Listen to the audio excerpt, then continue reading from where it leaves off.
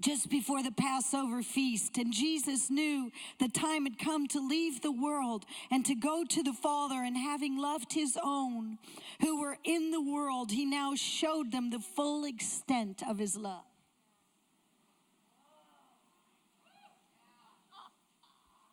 What does the full extent of Jesus' love look like?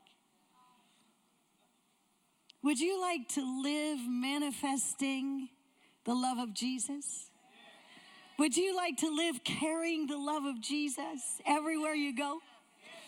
Every single person you come across, you just manifest the love of Jesus. What does that look like? Do you remember this story?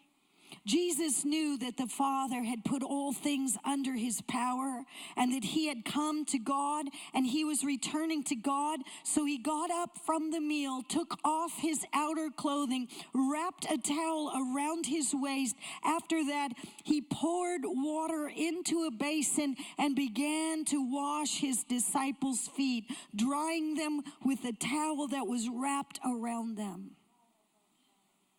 What did Jesus do? Jesus got low.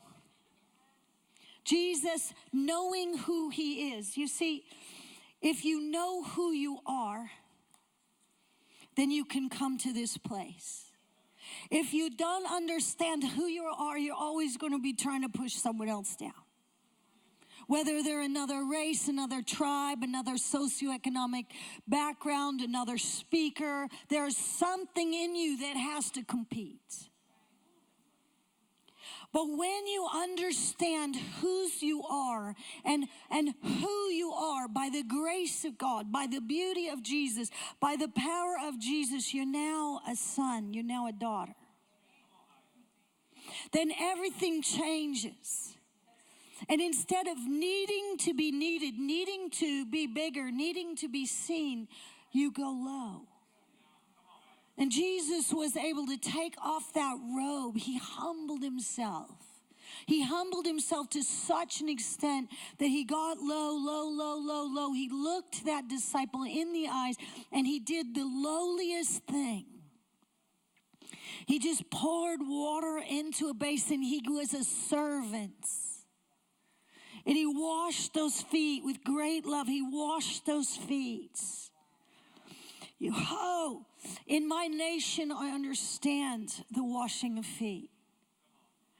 In my nation, you never ever go into a hut, into a home where someone doesn't come with a basin and first wash your hands. We eat with our hands. You don't just toss somebody a plate. You come, and 90% of the people don't have running water, and so you come and you offer them a bowl and you pour water over their hands and you wash.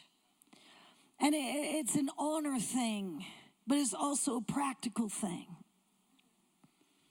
Jesus has called us to see the one in front of us. And he's called us to live a life of love that looks like something. Words are cheap.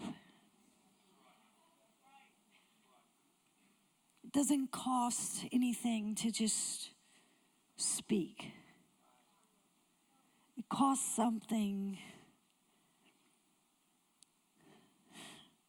to go low, to go slow, to see the one in front of you, to see them, to actually see them. See, Jesus, he was never blinded to the one in front. He always saw them, and he loved them, and he had compassion on them. And he wasn't afraid to go lower than them and wash their feet. But there's only one way for that place to come in your life. That is for you to know who you are. You see, if you always feel lower than, less than, you always feel like you do not have enough, you'll never be able to go low because you want to prove that you have something. But when you understand, shakarava, there's always more. There's always more. I can give you my seat. I can give you my time.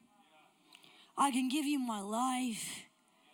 I can give you what God has given me. I can give you because there's always more, because I know who I am. So I'm not afraid to see you and love you and honor you. Love has to look like honor. It doesn't matter how many times your boat sinks. What matters is that you fix your eyes on Jesus and you don't quit. You fix your eyes on Jesus and you don't quit, because he's worthy of it all. So, tenacity. Love has to look like tenacity. Love has to look like honor. Love has to look like seeing the one in front of you. Love has to look like caring. Love has to look like food when someone's hungry. Love has to look like water when they're thirsty. Love has to look like time when people are lonely. And all of us are called to love. There's no special calling upon special people to do special things while all the rest of us sit and twiddle our thumbs. All of us are called to love. All of us are called to honor. All of us are called to give. All of us are called to shine. It's when we all come together, John 17, the church starts looking like the church. We start loving like the church. We start loving our brothers and sisters, even the ones who don't understand us. That we start to shine brightly, and the world can see we are Christians by our love. Hey! Instead of arguing about what we disagree upon, we start to rejoice in the one we live for. And we come together as John 17, the prayer of Jesus. And we serve one another. We serve one another. Jesus wanted to demonstrate the full extent of his love. So he took off his outer garments and he got low and he washed his disciples' feet. And he said, now go and do likewise. Holy, would you stand with me, please?